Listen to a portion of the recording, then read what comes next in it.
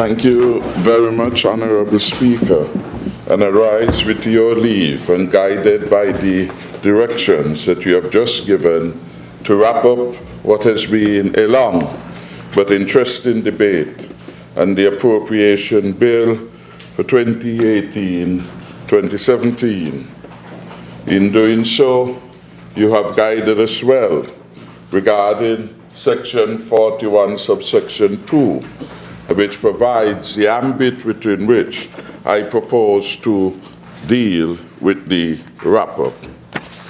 Mr. Speaker, we had an opportunity last Wednesday to hear a budget that addresses real concerns of real people. A budget that provided the country of St. Kitts and Nevis for the third time in a row with a tax-free budget.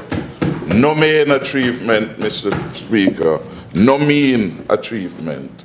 It has to be excellent management of the country to allow the Minister of Finance in any country to rise and to provide the relief which no taxes bring. It says that we have confidence in our economy and, more importantly, in our people. It says that we trust our own estimates and our ability to deliver. Hence, we will work within the purview of existing taxes. We are new government. We could have easily have come in the first year. We have new and different plans and programs, and they have to be funded in the interest of the people. And so we could have made an easy case for new taxes. We did not. We came back in our second budget presentation, and equally we could have done that. We could have said that we are doing so much things. We have forfeited the benefit of VAT and food and medicine and funeral expenses in order to assist the poor people of St. Kitts and Nevis. And in this regard, we need to generate the revenue that had been lost. We did not. We come back a third time. And for the third time, not only is it a tax-free budget, it is a budget which will record the third surplus. The third surplus in a row. No other country at this time, save for St. Kitts and Nevis, is being so well managed that in 3 years in a row, they can come to the taxpayers and the country at large and propose a surplus budget. That is performance. Performance on behalf of the people of St. Kitts and Nevis. While we are doing this, we are not living in isolation. We are living in the real world. We know the challenges next door. We know the challenges in Barbados. We know the challenges in Jamaica. We know the challenges in Trinidad and Tobago, oil rich as they are presenting deficit budgets.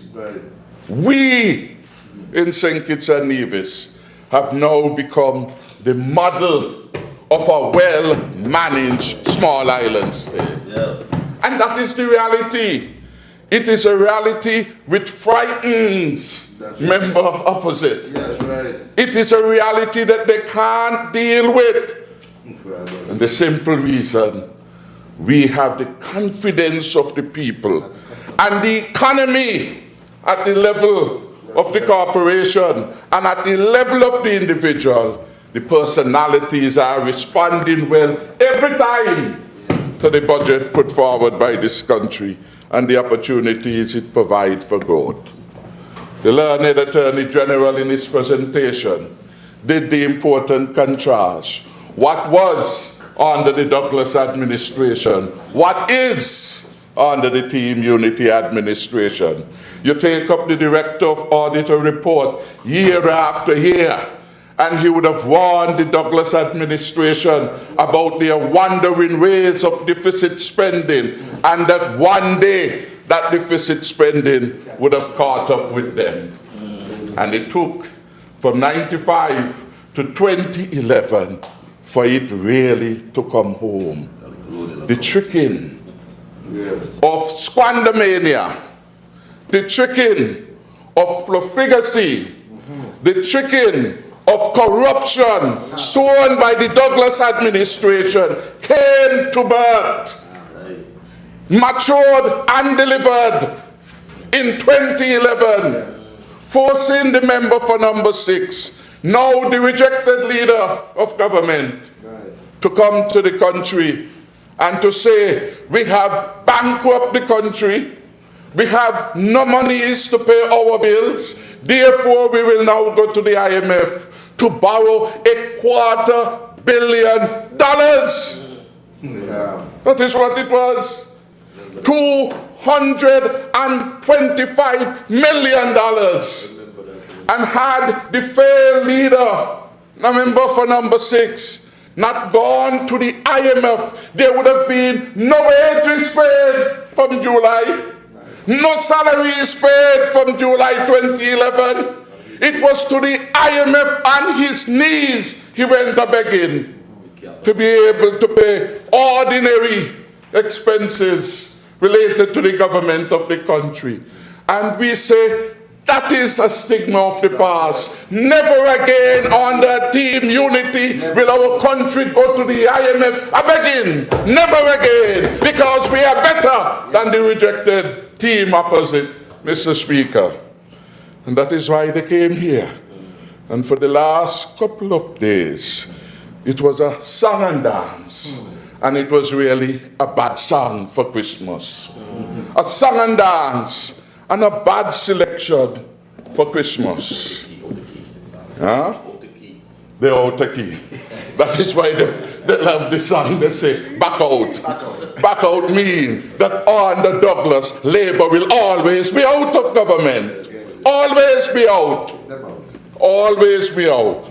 And by our performance, we are ensuring that the opposition will always be out.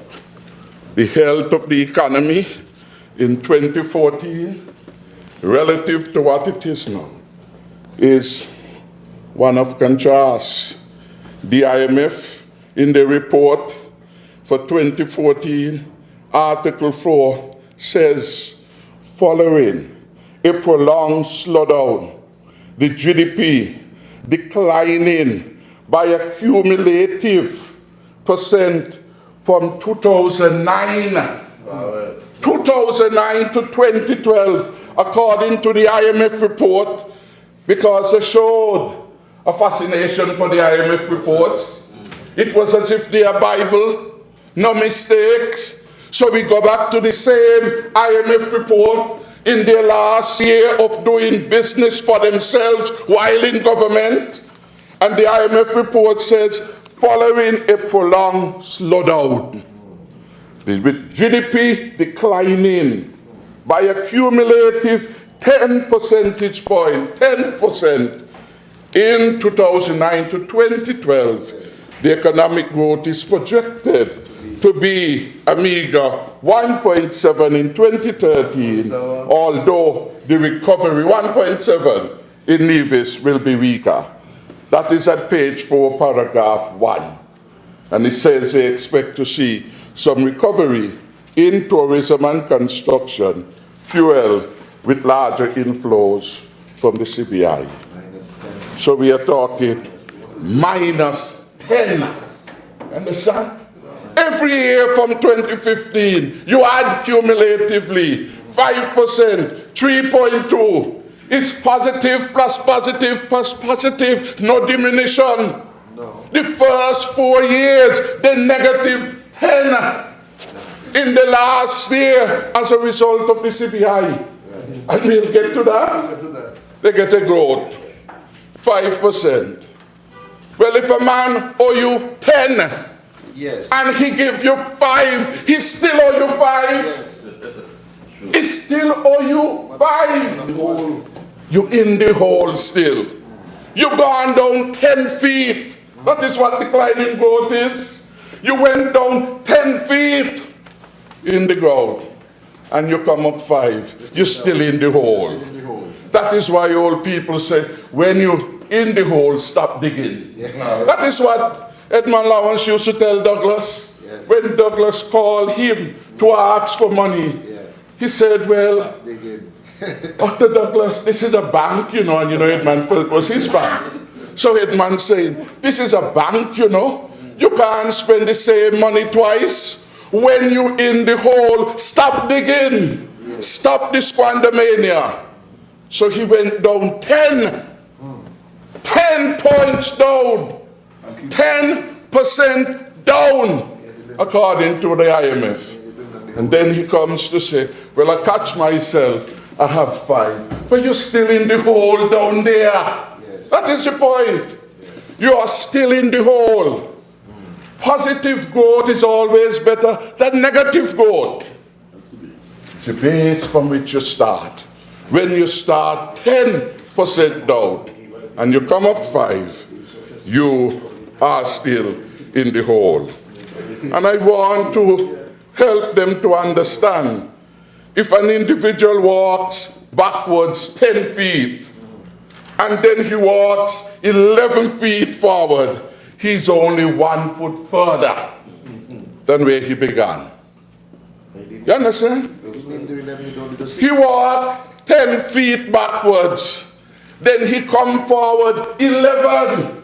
He's only 1 foot further than where he began. And that is the scenario of them over there. Took us so far backwards in the doldrums of economic performance that when they begin in the last shower of rain with the input of the expenditure from the SIDF, doing roads, bringing 4,000 persons on the payroll to buy votes, even when in those last 2 years, he got some growth, it didn't take us anywhere. Because you had gone too far backwards to come forward. In the whole 10 feet backwards, to walk up 11 is a reminder of the children of Sisyphus, who pulled the stone up to the mountain top, and instead of getting it over the peak, the children allowed the stone to fall down to the bottom again. That is the calamity of the mismanagement of Douglas. Going up and then allow it to fall down again. Fall down 10% accumulatively over the period 2009 to 2012, according to the IMF. And then with a fluttering, as a result of the CBI, having walked the way backwards 10 feet, he said they're going to walk forward 11. Well, you're only 1 foot away, Mr. Man. No progress. No progress. Because you are coming some 5-6 years afterwards to tell me I'm going to move 1 foot. The 1 foot is already dealt a death blow by the rate of inflation over 3%. We're going to get to that too. So I could understand why they came here, and they really had nothing constructive to say. Nothing constructive to say.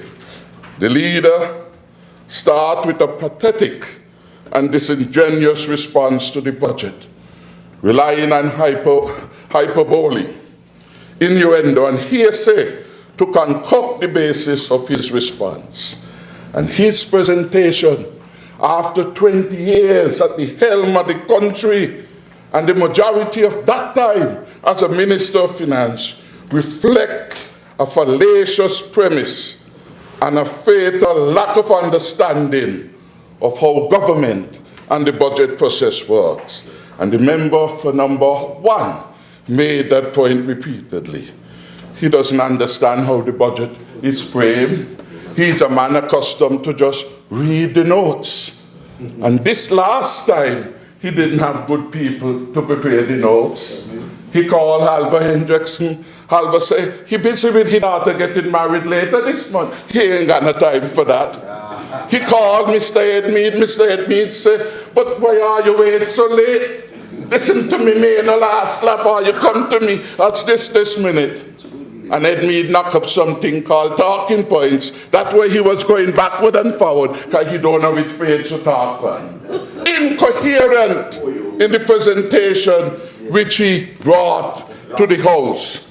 After 20 years, Dr. Douglas has the dubious distinction of being the first leader from adult suffrage of 1952 to have taken the country to its knees as a bankrupt and failed state.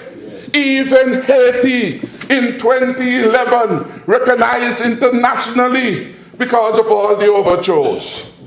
As a failed state, had a lower debt to GDP ratio than St. Kitts and Nevis. Douglas made St. Kitts and Nevis a failed state, a pariah nation, the poster child of the most mismanaged state in the Western Hemisphere, and indeed in the world. The only leader, well, one of the few leaders, and in this he makes good company with Robert Mugabe, one of the few leaders to be described by credible regional media as the face of corruption. The face of corruption. By the time the member for number 6 was exiting the office, the regional press had come to the conclusion that the member for number 6, the Douglas administration, had become the face of corruption in the region. The Barbados Free Press, St. Kitts and Nevis Prime Minister, shows the world what corruption is about. This is a headline out of Barbados, you know. The Barbados press, the Barbados media is recognized as a credible source of information around the world, Mr. Speaker.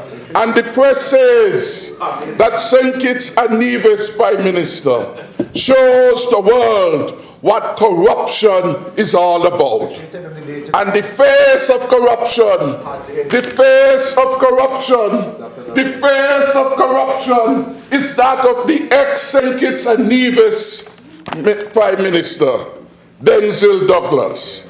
There is a story, it begins, brewing in St. Kitts and Nevis. That is just one more example of what happens when those in government use their insider positions, their knowledge, their authority and influence to put money in their own pockets or in the pockets of their close family members. It's really the same, you know. It turns out, the article goes on, Denzil Douglas, the face of corruption, according to the Barbados media, he did not take out any lawsuit, he did not contest the appellation of the face of corruption in the world. He accepted it as true.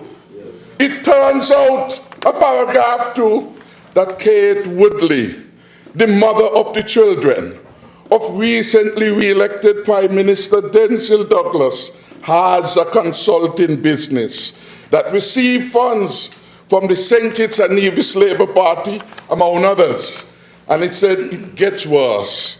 For Kate Woodley is a Ministry of Foreign Affairs employee at the St. Kitts and Nevis Consulate in Manhattan, New York. Well, after that, they move her to Dubai. He says, that's really all you need to know. Sure, we'll tell you how those funds were directed and clean. You hear that? That is something else. That sounds like money laundering. We will tell you how funds were directed and cleaned and processed to end up in the Douglas family bank account. End up in the Douglas family bank account. All you need to know is right here with the paper in Barbados. He says it's Hartley Henry gave them. Hartley was the best friend and advisor of the Labour Party. All you need to know is right here. Money donated to St. Kitts and Nevis Labour Party by voters and businesses ended up in the personal bank accounts of the family members of Prime Minister Denzil Douglas. Corruption. Face of corruption. And that is what they have to deal with. And that is what the people of St. Kitts and Nevis dealt with in 2015. Bring an end to Denzil Douglas' tenure. Bring an end to it. Bring an end to the face of corruption in the region.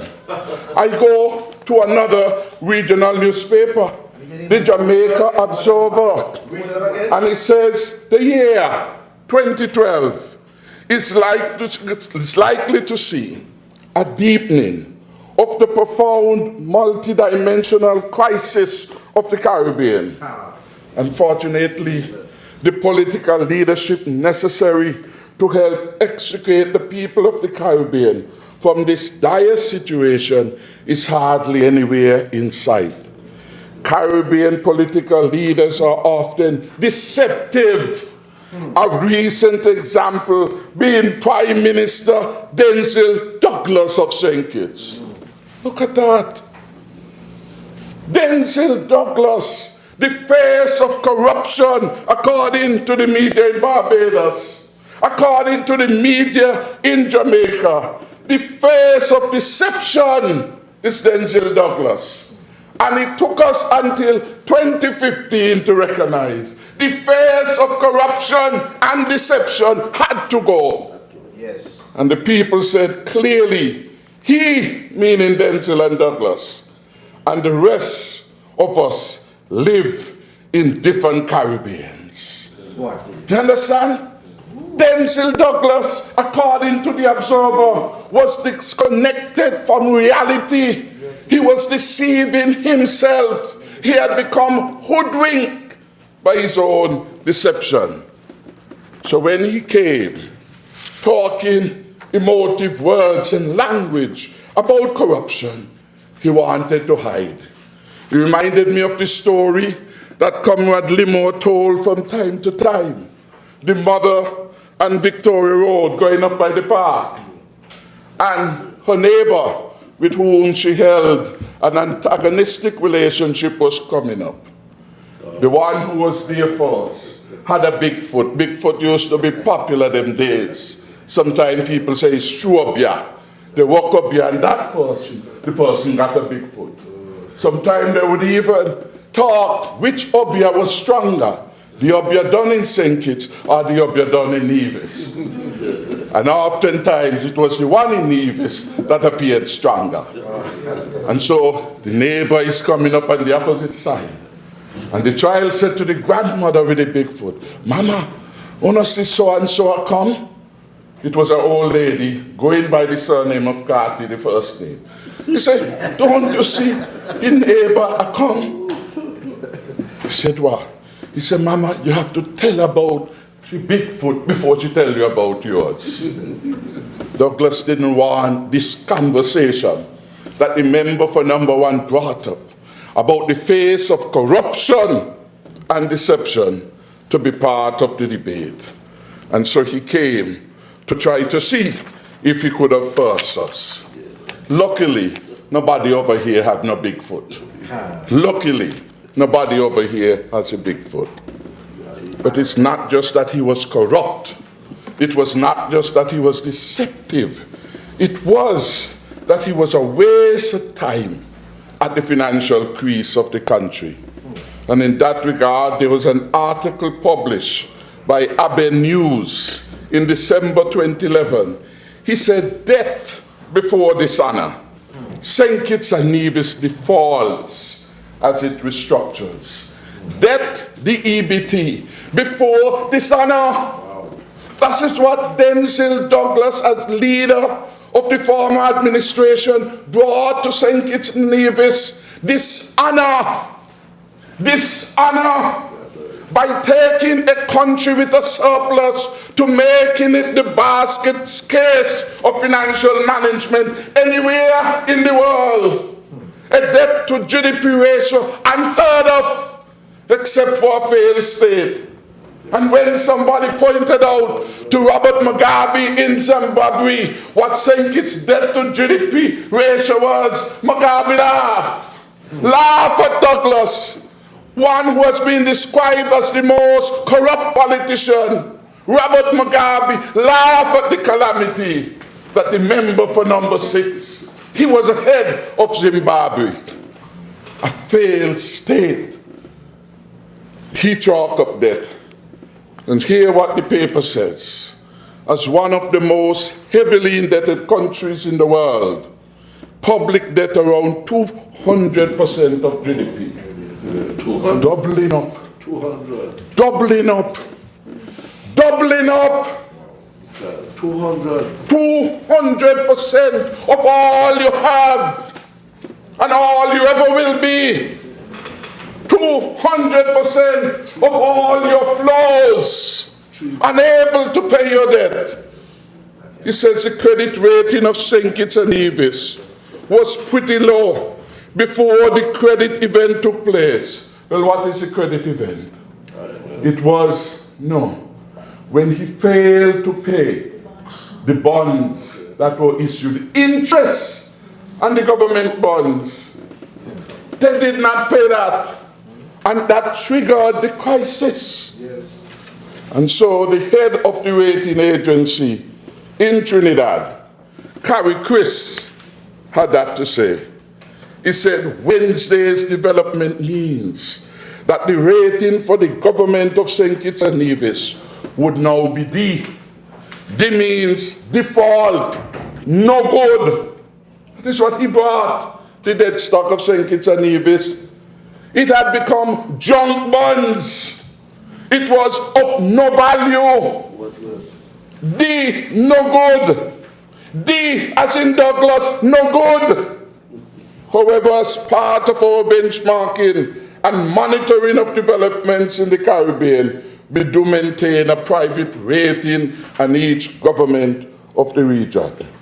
And the rating they give of D, as in Douglas, he said, represents a failing grade. Failing grade. Failing grade. So what advice could he bring to us when he has failed so badly at his stint at managing the affairs of the country? And Jean is right. It's not only the dishonor to the good name of St. Kitts and Nevis, never before dishonored by Batcher, by Moore, by Southwell, by Dr. Simmons, dishonored by him. Dishonored by him. He also brought with it a haircut. Match up the country. And as a result of it, all of us must pay. People he owed money from, had to pay. Denzel Douglas, as Minister of Finance, gave the Methodist Church a haircut. Haircut. That is almost a curse. Because when you interfere with the funds of the church, you're tampering with the work of God. And he acknowledged that he owed the church, yet he wasn't going to pay them back. He said they will have to take a haircut. And it wasn't even an ordinary, nice, good-looking haircut. It was a mama trim.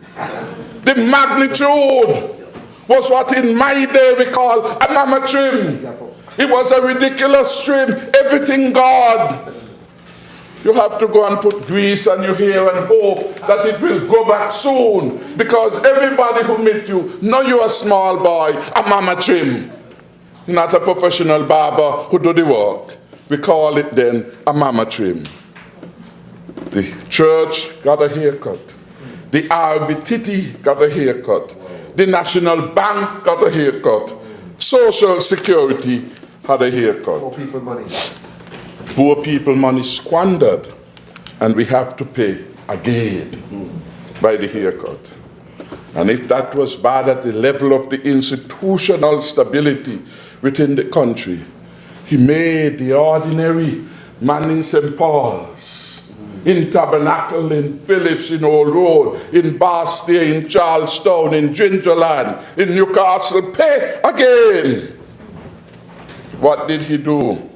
In the context of St. Kitts and Nevis, 85% increase in tariffs. 85% increase in electricity tariff that ruined several businesses and impoverished several individuals. And as if it is a reminder that what goes around comes around, he said when persons went to see him that he had to bawl. He didn't know was so much money had gone up on their bills. And look at it last week. He was in the same position. The member for number 6 had electricity bills outstanding for almost a year. Deliberate. Yes. Deliberate. Taking charters almost every week to Dominica to look at his investment there, but refusing to pay his electricity bill. Asim Martin, the deputy leader, had outstanding bills of over $13,000 and have property and rent, collecting rent, and would not pay the electricity. They are unfit to hold public office. That is what they are. And they're pining to get back into government. Pining to get back into government. And they will not get back into government. It was not just the electricity tariff. It was the brutality against the civil servants who for 3 years were denied their increments. Put a freeze on that. And while he put in a freeze on the civil servant, he put no freeze on the member for number 2 and her law firm, which was transacting business with the government entities, the development bank, and the national insurance company, while she was a cabinet member. And the member for number 2 received her office over $4 million in fees from the development bank. $4 million. So when she comes to talk about double salary, it was like every day she was getting a double salary. $4 million, Mr. Speaker, member for number 2. So he suspended increments. But the member for number 2, getting it to the back door, to the law firm of Bryant and Liebert, of which he was an active member. He also, Mr. Speaker, imposed. Senator Opposite, you can withdraw the statement. Mr. Speaker, I withdraw it, but this Prime Minister is using all sorts of words to describe people on this side, and they have been noticed by the chair of that. Any qualification? Kindly. I withdraw it, Mr. Speaker. Yes. What you said. Retirement Also the word to was describe people. imposed at age 55. Listen, tablets missing from Miami. 55! 55! Dr. Douglas said, you have to go. Marcella was the member for number 2, was part of that decision which said at 55 you had to go. And yesterday, because she had nothing to say on the budget, she brought up a case of a friend of hers, who she said was at the Harris home. How old is the friend? Long past 55. And she, when she took on the member for number 2, then a minister, gave her a contract that expired. And in the contract, she embedded a clause which said at any time she can go. She embedded a clause in the contract which says that the person must live in the Harris home. She embedded that the person never sleep there one night. And in her contract, provided by the member for number 2, there was such a provision. In the contract provided by the member for number 2 was a requirement that come January each year, every 2 years, she must ask for an extension. The person in question never asked for any extension, never wanted any. And then she comes to the parliament to put that as a case of victimization. And we were also good to the lady. The contract given by her friend, a netball playmate, the member for number 2, was for 2 years. The member for number 2, so smart, she gave her the contract on All Fool's Day. An All Fool's Day. So whenever she had a problem, she said, don't bother with it, it's All Fool's Day. And All Fool's Day, she gave her the contract. Contract ended since 2015. And we walk along with the member up until this time. That's correct. You understand? We showed love and consideration. We showed compassion to have somebody working, continuing to work 2 years after the contract given by her friend had expired on All Fool's Day. And she made no requests.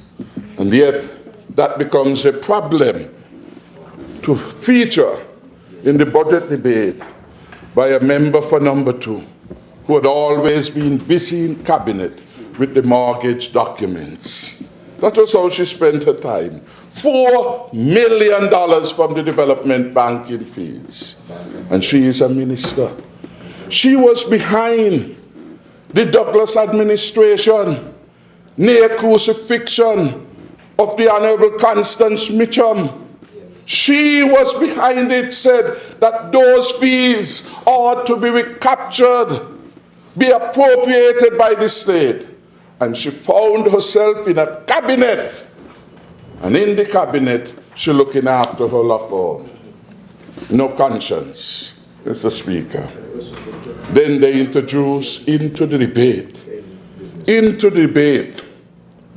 the issue, Mr. Speaker, of how we were doing with the CBI. Members opposite ought to be the last in the world to be speaking about citizenship program. They got a gift from the prior administration in creating the CBI program, the first of its kind in the world. They allowed it to become the pariah of the citizenship program. They allowed it under their watch to be brought to its knees in May 2014, when the FinCEN issued an advice, their examination of what the CBI program under the Denzel Douglas administration had become to. That is what messed up the program. That is what led to a loss of trust in the program. That was pointed out in the Article 4 of 2014 that spoke about the prolonged slowdown with GDP declining 10 points and the economic growth projection of 1.7 going forward. Hear what FinCEN said about its confidence in the member for number 6, who led us into dishonor. The Financial Crimes Enforcement Network, FinCEN, is issuing this advisory to alert financial institutions that certain foreign individuals are abusing the Citizenship by Investment program sponsored by the government of St. Kitts and Nevis. Honourable member for number 7, continue. That's what he said. And again, I'm going to emphasize. I'll rephrase if this brings comfort to the member who arrived just now. Okay. The FinCEN advisory, Mr. Speaker, FinCEN 2014 A004, May 28, 2014, subject, abuse of the Citizenship by Investment Program, sponsored by the Federation of St. Kitts and Nevis. And it was the Denzel Douglas administration, which was the government in power at the time. 2014, I had bid you goodbye long time. I had bid you goodbye. Anyway, you just come, don't disturb me. I know the rum barrel gonna open soon. I know the rum barrel will open soon. Honourable Member for number 7. Yes. Hold 1 second. Honourable Member. Continue. Mr. Abuse Speaker, the privilege of with this your house and leave, cast I refer to aspersions section on me as a 42. member of this house. I will rise for with your protection. permission. Well, Of course. Continue, Honourable Member. Those rights Yes. can be limited. Yes. So the FinCEN document, the FinCEN says, FinCEN, this is the U.S. Treasury Department. FinCEN believes that illicit actors are abusing this program. For number 7. We've been done. Honourable Members, this House would not deteriorate